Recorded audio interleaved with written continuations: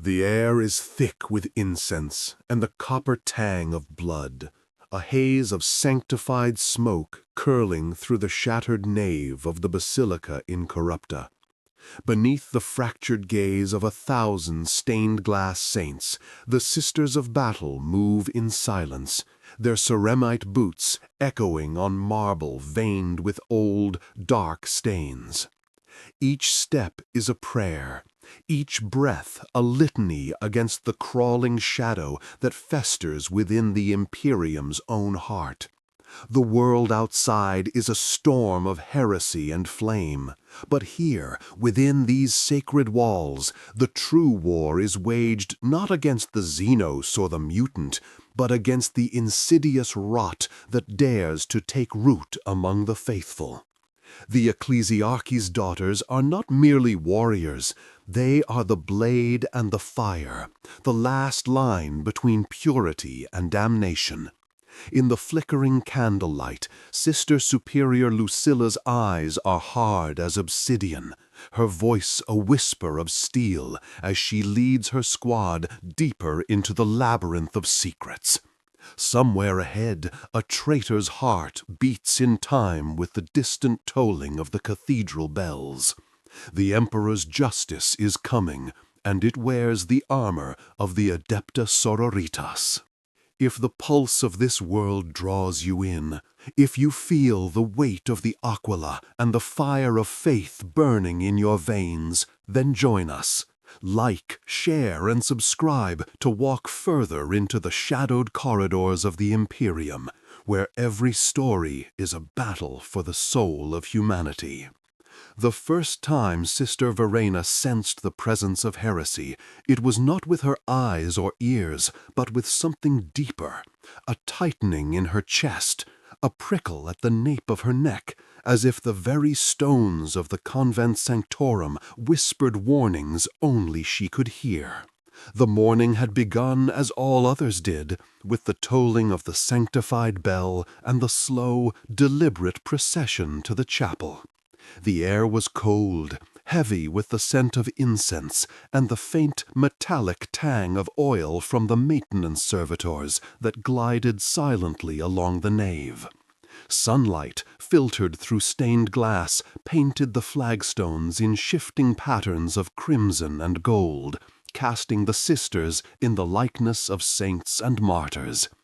Yet beneath the ritual, beneath the litanies and the measured cadence of prayer, something was wrong. Verena knelt among her sisters, her hands folded, her lips moving in silent recitation of the Catechism of Purity. Around her, the voices of the choir rose and fell, a tide of devotion that should have swept away all doubt.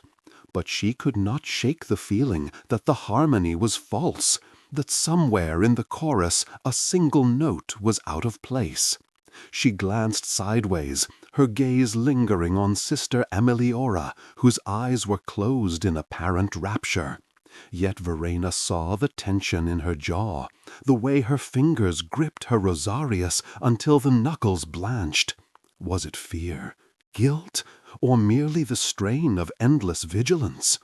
The question gnawed at her, as insistent as the ache in her knees.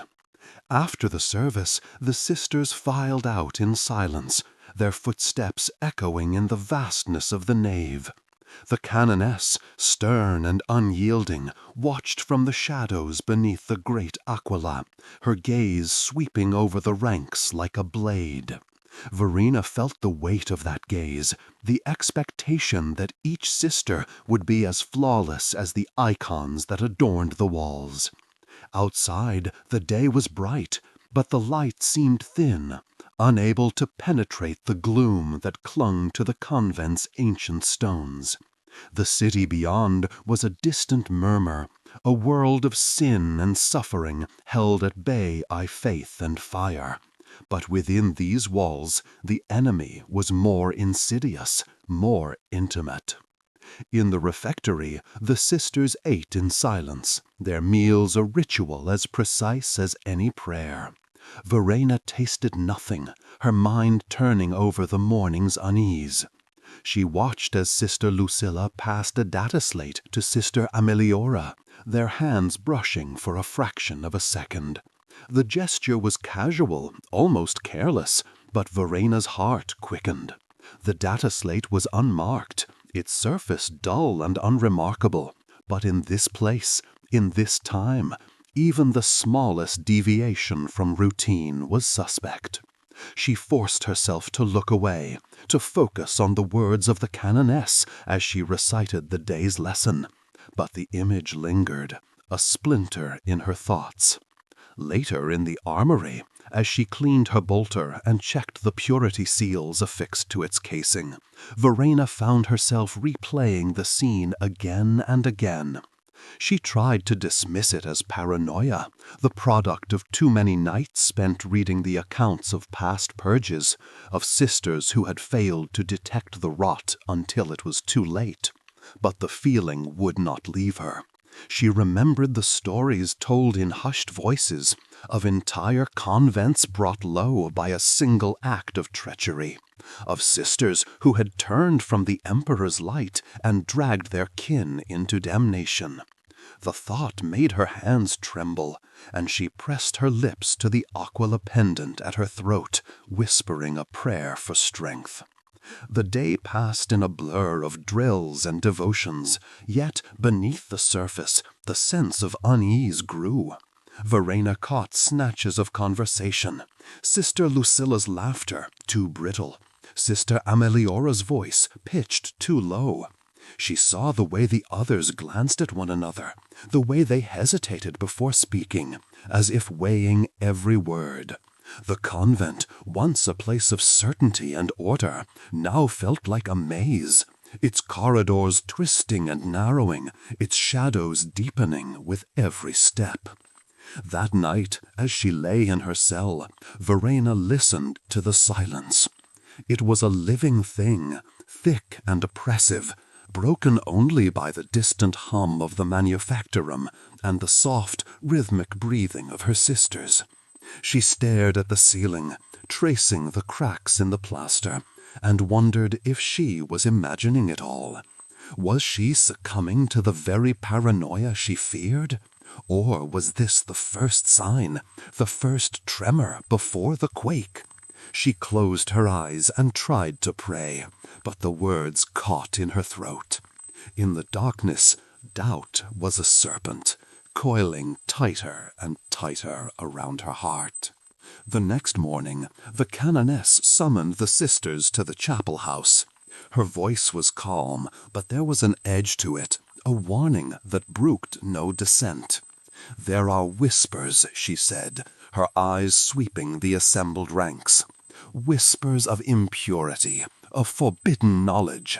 The emperor's light must shine in every corner of this convent. If there is darkness, we will find it. If there is rot, we will cut it out." The words hung in the air, heavy as a death sentence. Verena felt the eyes of her sisters upon her, and for the first time she wondered if they saw her as she saw them, not as comrades, but as potential traitors. The investigation began quietly, almost imperceptibly. The canoness assigned new duties, rearranged the watch schedules, and ordered surprise inspections of the dormitories. The sisters complied without question, their discipline unbroken, but the atmosphere shifted. Every interaction became a test, every gesture a potential clue. Verena found herself scrutinizing her sisters' faces, searching for signs of guilt or fear. She hated herself for it, hated the way suspicion had wormed its way into her soul. But she could not stop. The scent of heresy was in the air, and it was her duty to find its source. One evening, as she patrolled the cloisters, Verena heard voices drifting from the library. She paused, pressing herself against the cold stone, and listened. The words were indistinct, but the tone was urgent, desperate. She recognized Sister Ameliora's voice, sharp with fear, and another, Sister Lucilla, her words a rapid-fire whisper. Verena's heart pounded in her chest. She edged closer, straining to hear, but the voices fell silent. A moment later, the door creaked open, and the two sisters emerged, their faces pale and drawn. They did not see her, and she watched as they hurried down the corridor, their footsteps echoing in the darkness. Verena waited until they were gone, then slipped into the library.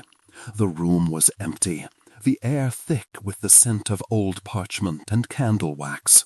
She moved among the shelves, her fingers trailing over the spines of ancient tomes. On a table near the back, she found a data slate, its screen still glowing faintly. She picked it up, her hands shaking, and scanned the contents. The text was innocuous, a treatise on the lives of the saints, but there was something odd about the format. Verena lingered at the back, her heart pounding, her mind racing with questions she dared not voice. She knew she could not keep the data slate hidden forever. The risk was too great, the consequences too dire. Yet the thought of turning it over to the canoness filled her with dread. What if it was nothing? What if her suspicions were unfounded, her fears nothing more than the fevered imaginings of a mind poisoned by doubt? She slipped away from the chapel, her steps quick and silent, and made her way to the dormitory. The corridors were empty, the only sound the distant hum of the manufactorum and the soft rhythmic chanting of the sisters in the meditation cells. She entered her cell and closed the door behind her, her hands shaking as she retrieved the data slate from its hiding place. She stared at the screen, the lines of text blurring before her eyes, the coded numbers mocking her with their inscrutability. She knew she needed help, someone she could trust, someone who would not judge her for her uncertainty. But trust was a rare commodity in these days, and every sister was a potential enemy. The hours slipped by, the shadows lengthening as night fell over the convent. Verena sat in silence, the data slate clutched in her hands, her thoughts a tangle of fear and hope. She remembered the words of the canoness, the promise that the emperor's light would reveal all secrets, and wondered if she had the strength to face whatever truth lay hidden in the darkness. The bell tolled midnight, its mournful peal echoing through the stone corridors, and Verena made her decision. She would go to the canoness, confess her doubts, and place her fate in the hands of the emperor. The path ahead was uncertain, fraught with peril, but she could no longer bear the weight of silence. She rose from her cot, her resolve hardening with every step, and slipped into the corridor, the data slate pressed to her chest like a shield. The convent was silent, the only light the flicker of candles in the alcoves, casting long shadows that danced along the walls. Verena moved quickly, her footsteps muffled by the thick stone, her heart pounding in her ears. She reached the door to the canoness's chambers and hesitated, her hand poised to knock. For a moment she faltered, fear threatening to overwhelm her. But then she remembered the faces of her sisters, the trust that had been shattered, the innocence that could never be restored. She knocked, the sound sharp and sudden in the stillness, and waited, her breath held tight in her chest. The door opened, and the canoness stood before her, her eyes cold and unyielding. "Sister Verena," she said, her voice low and measured, "what brings you here at this hour?" Verena bowed her head, her voice barely more than a whisper. "I have something to confess, Mother, something I cannot carry alone." The canoness regarded her in silence, her gaze searching, and then stepped aside, allowing Verena to enter. The chamber was sparse, its only adornments a battered desk, a rack of purity seals, and a single flickering candle. Verena knelt before the canoness, the data slate held out in trembling hands. "I found this in the library," she said, her words tumbling out in a rush. "I do not know what it means, but I fear it may be dangerous." The canoness took the data slate, her expression unreadable, and studied the screen in silence. The candlelight cast deep shadows across her face, accentuating the lines of age and care. At last she looked up, her eyes hard as steel. "You did the right thing, sister," she said, "but this is only the beginning. There is darkness here, and it must be purged." Verena bowed her head, relief and dread warring within her. She had done her duty, but the true test was yet to come. The scent of heresy lingered in the air, thick and inescapable, and Verena knew that the days ahead would demand more than faith. They would demand sacrifice. The days that followed Verena's confession unfolded with the inexorable weight of prophecy, each moment heavy with the knowledge that nothing would ever be the same. The canoness moved swiftly, her authority absolute, summoning the Ordo Hereticus to oversee the investigation. Their arrival was heralded not by fanfare, but by a chill that swept through the convent, a cold certainty that the time for whispers had ended and the time for reckoning had begun. The inquisitorial acolytes moved like shadows, their faces hidden behind rebreather masks, their eyes cold and unblinking. They spoke little, but their presence was a constant reminder that mercy was not a virtue in these halls. The Sisters of Battle, so long united by faith and purpose, now found themselves divided by suspicion. Every glance became a challenge, every word a potential accusation. The rituals of purification, once a comfort, now felt like trials, each sister forced to prove her devotion anew. The air was thick with incense and fear, the scent of burning promethium mingling with the acrid tang of sweat and anxiety. Verena felt the change most keenly in the refectory, where the silence was no longer companionable, but oppressive, broken only by the clatter of utensils and the occasional stifled sob. The bonds of sisterhood, forged in the crucible of war, now threatened to snap under the strain. Friendships that had endured years of hardship and sacrifice began to fracture, suspicion worming its way into every conversation. Verena watched as Sister Ameliora and Sister Lucilla sat apart, their eyes fixed on their plates, their bodies rigid with tension.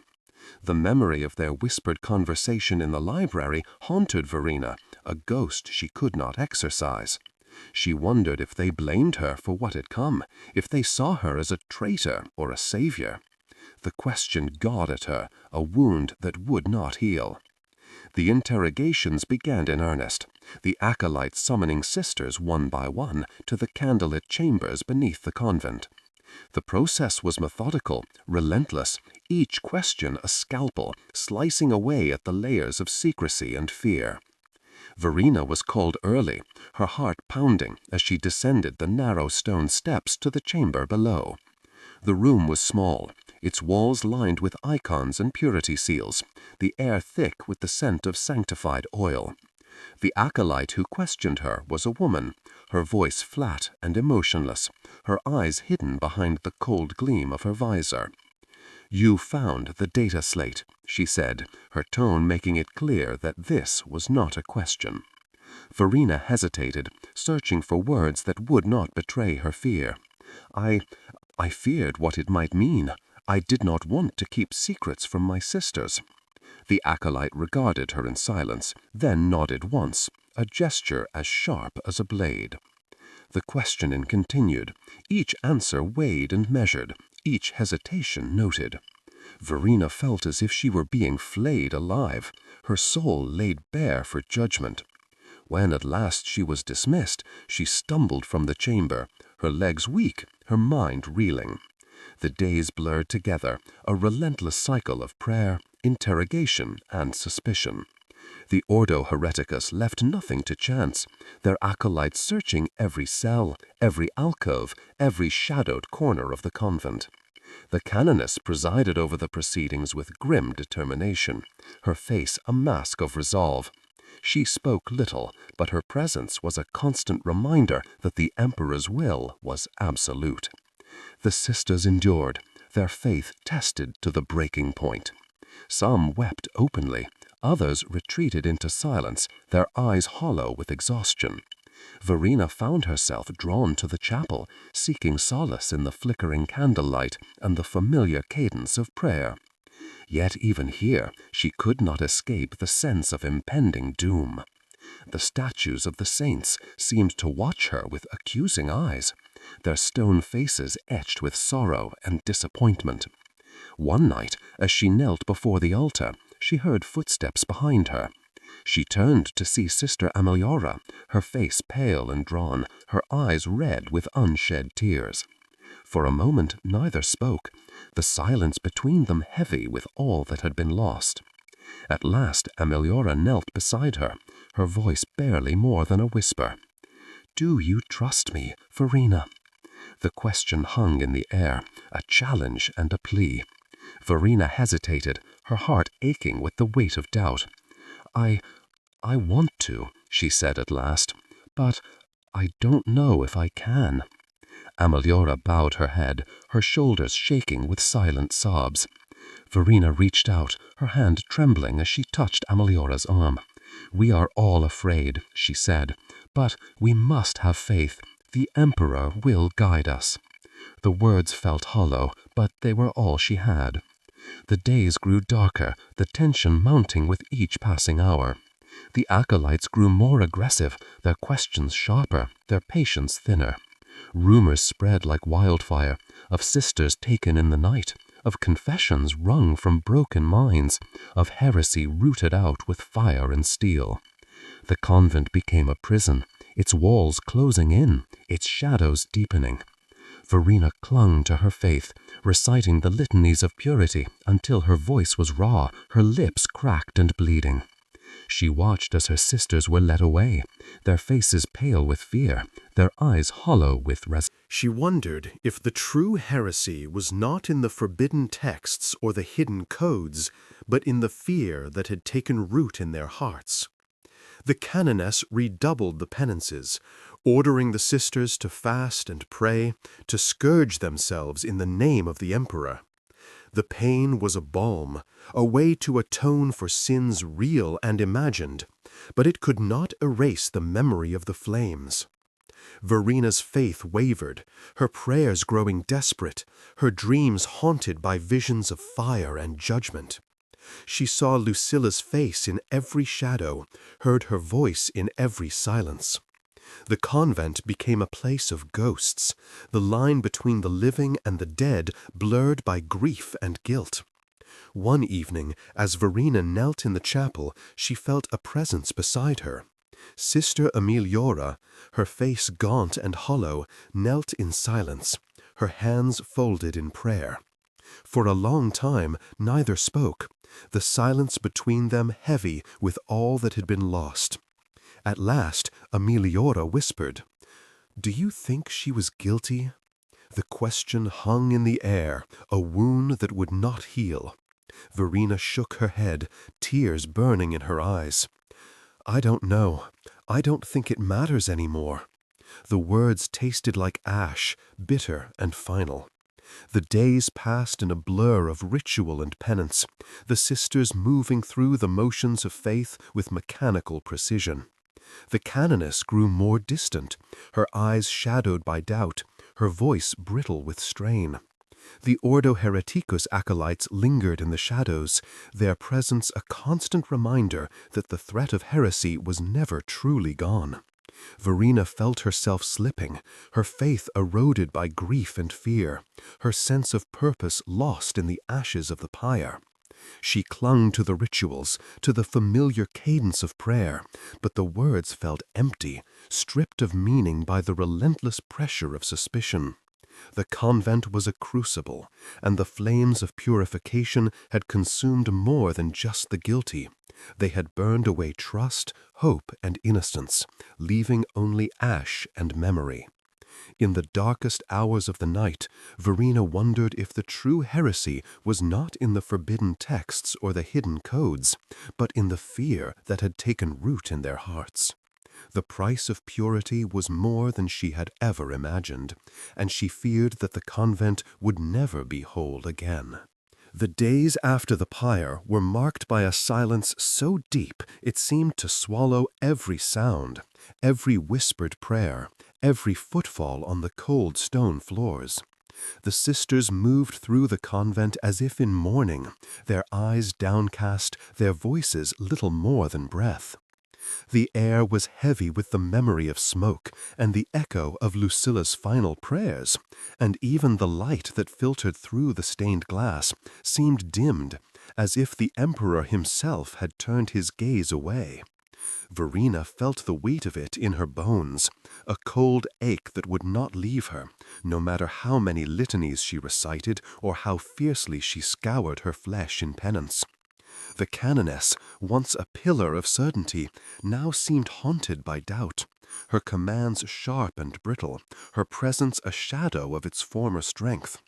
The Ordo Hereticus remained, their silent vigilance a constant reminder that the threat had not passed, that the flames might be called upon again at any moment. The sisters obeyed without question, their discipline unbroken, but the bonds of trust that had once united them were frayed beyond repair. Every glance was a test, every silence a potential accusation. Verena found herself watching Emiliora, searching her face for some sign of hope, some spark of the sister she had known before the trial by fire.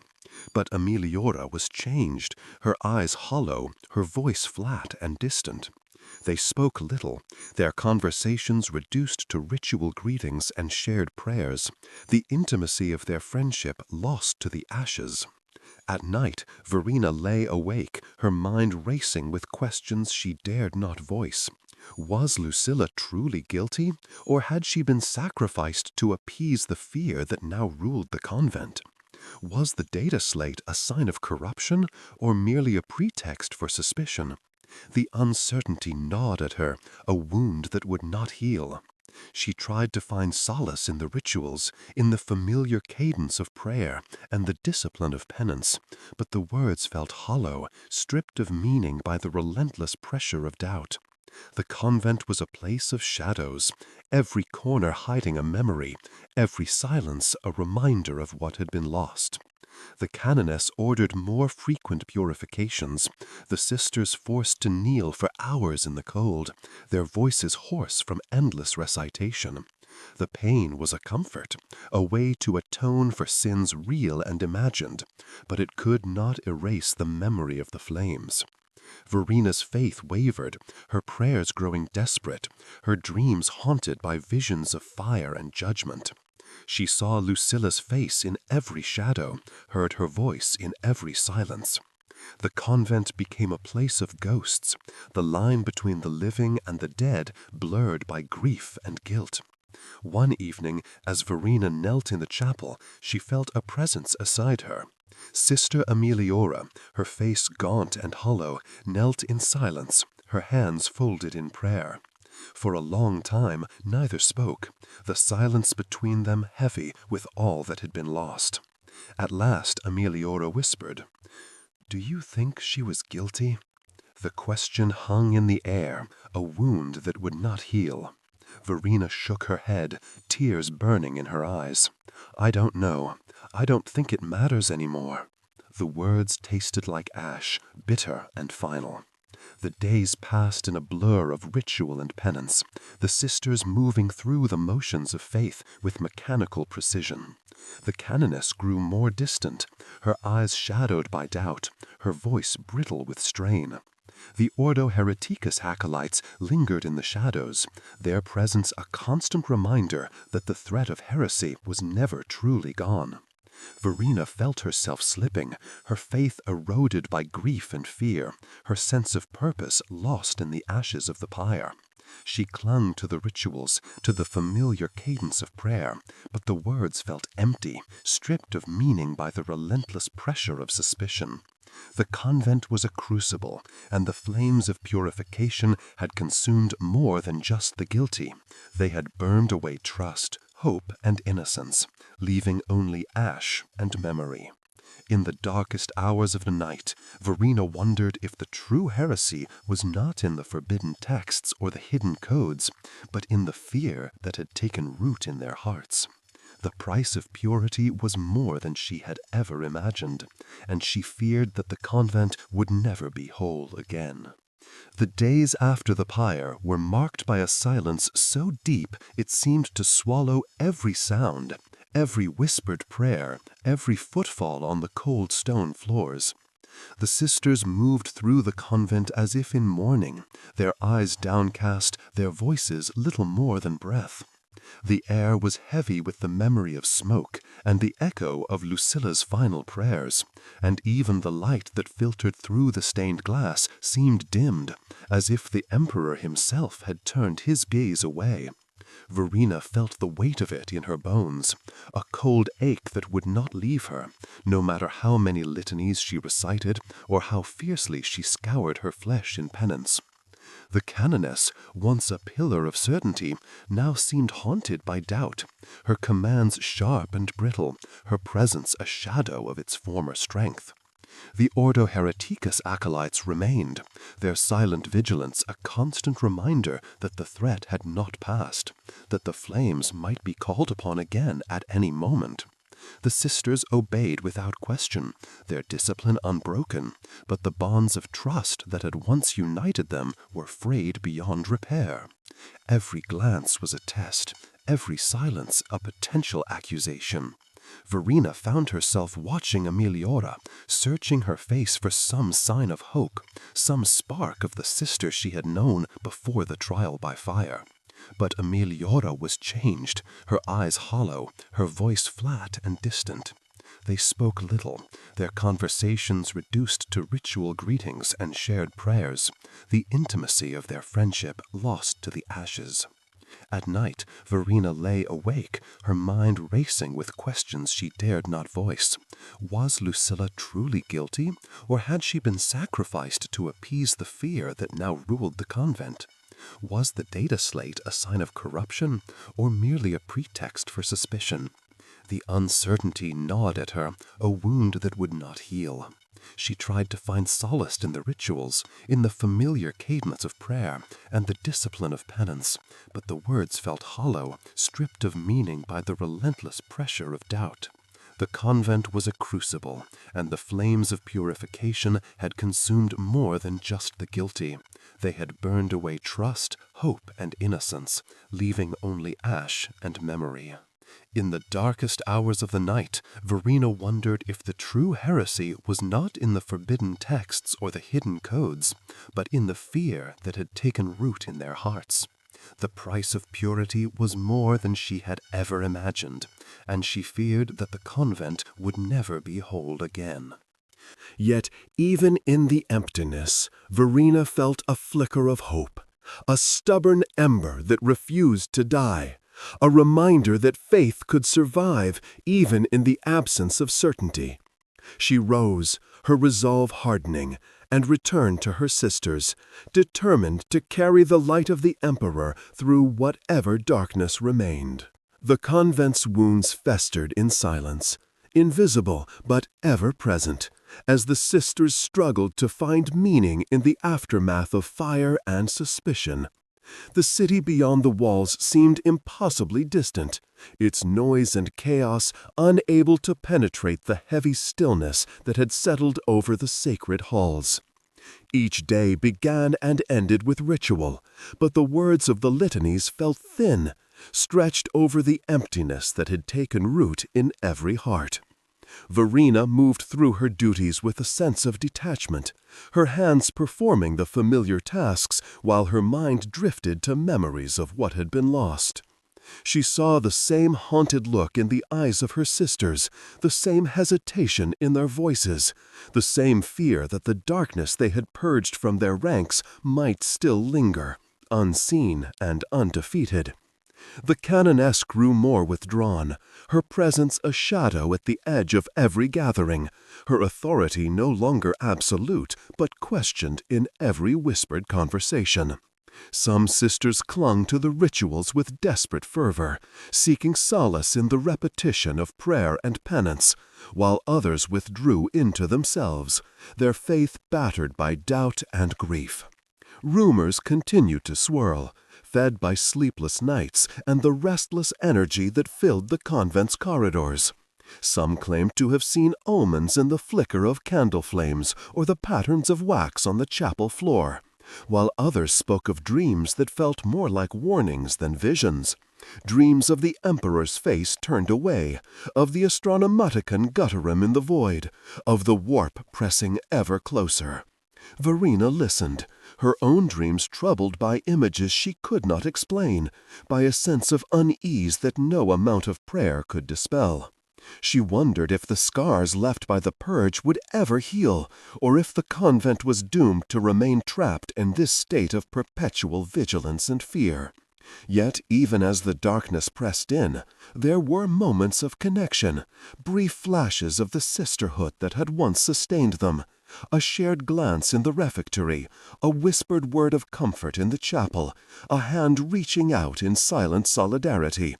These small acts became lifelines, reminders that they were not alone in their suffering. Verena clung to these moments, drawing strength from the knowledge that faith could endure even in the absence of certainty, that hope could survive even in the shadow of doubt. The convent was changed, its innocence lost, but the light of the Emperor still flickered in the hearts of those who refused to surrender to despair. In the quiet hours before dawn, as the first light crept through the stained glass and painted the walls with the colors of blood and gold, Verena knelt in prayer, her voice steady and clear. She prayed not for purity or victory, but for the strength to endure, for the courage to face whatever darkness remained, and for the grace to forgive herself and her sisters for the wounds they had inflicted in the name of faith. The silence that answered her was deep and unbroken, but in that silence she found a measure of peace, a sense that the Emperor's light, though distant, had not been extinguished. The convent endured, battered but unbroken, as the days slipped into weeks, and the memory of fire became just another shadow among many. The sisters moved through their routines with a quiet determination, their faith no longer the unshakable certainty it had once been, but something harder, sharper, forged in the crucible of suspicion and loss.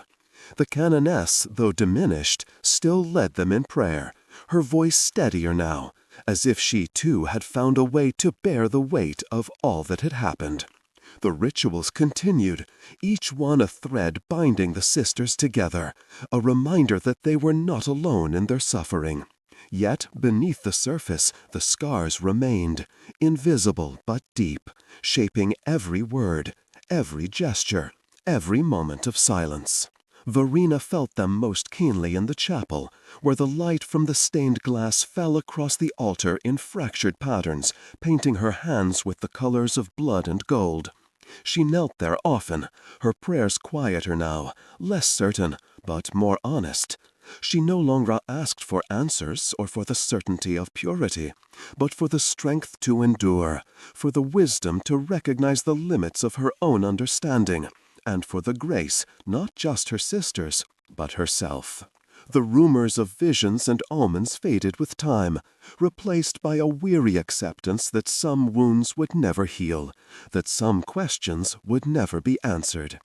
The city beyond the walls remained distant, its chaos and noise a faint echo in the stillness of the convent. The sisters rarely spoke of the purge, but its memory lingered in every glance, every pause, every prayer.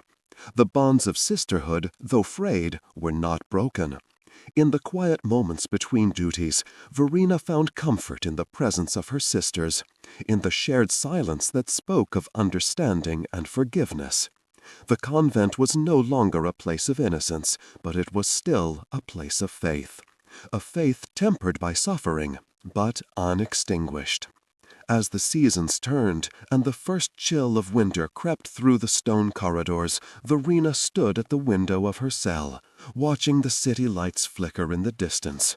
She thought of all that had been lost, of the sisters who would never return, of the trust that had been burned away in the name of purity.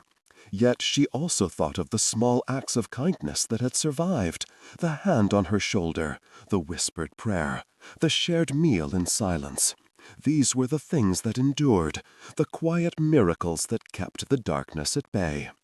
In the end, it was not the rituals or the penances that saved them, but the simple act of enduring together, of refusing to let the fire consume all that was good. The Emperor's light, though distant, still flickered in their hearts, a beacon in the endless night. And as Verena turned away from the window, she felt a measure of peace, a sense that, whatever darkness remained, they would face it together, their faith unbroken, their hope undimmed. The first light of morning crept through the stained glass, casting fractured bands of gold and crimson across the chapel floor. And in that quiet hour, the convent felt almost whole again. The scars of suspicion and loss remained, etched deep into every sister's heart, but the relentless pressure of fear had eased, replaced by a solemn resolve. Verena moved through the sacred halls with a new steadiness, her faith no longer the untested certainty of youth, but something tempered and enduring, shaped by fire and sorrow. The canoness, though marked by grief, stood taller now, her voice regaining its old strength as she led the sisters in prayer, her words carrying the weight of all they had endured. The rituals continued, each one a quiet act of defiance against despair, a promise that the Emperor's light would not be extinguished by doubt or suffering.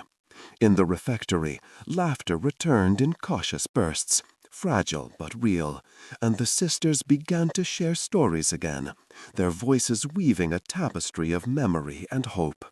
The wounds of the past had not healed, but they no longer bled. The pain had become a part of them, a reminder of what they had survived. Verena found herself drawn to the chapel more often, seeking not answers but solace, her prayers softer now, shaped by humility and gratitude. She prayed for her lost sisters, for the strength to forgive, for the wisdom to lead others through darkness. The city beyond the walls remained a distant presence, its chaos and corruption a constant threat, but within the convent there was a sense of renewal, a fragile peace born of shared suffering. The rumors of visions and omens faded, replaced by a quiet acceptance that some mysteries would remain forever beyond their grasp. The Emperor's will was inscrutable, his mercy a distant hope, but his light endured in the hearts of those who refused to surrender to despair.